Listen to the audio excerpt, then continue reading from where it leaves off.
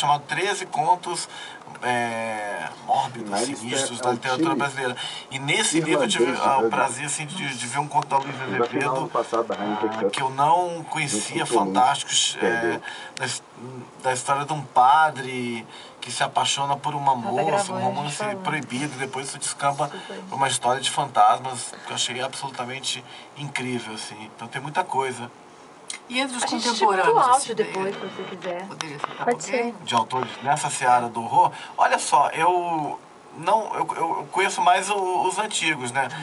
Mas ainda falando disso, eu descobri muitas, depois que eu comecei a divulgar o meu livro, eu descobri que tinha muita gente escrevendo sobre horror, assim, história de vampiro, história de fantasma, história de não sei o que.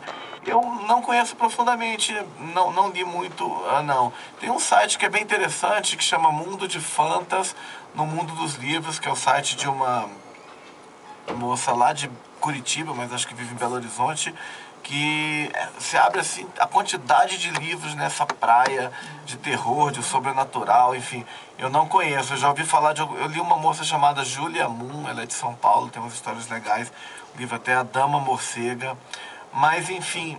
Stephen King, por exemplo, você considera? Eu gosto do Stephen King, li os 2 livros dele, assim, que eu achei bem legais, Iluminado e tal, mas eu sou fã mesmo dos escritores clássicos, aqueles... Tá certo. Ainda que tenha algumas coisas contemporâneas, talvez eu precise ler mais.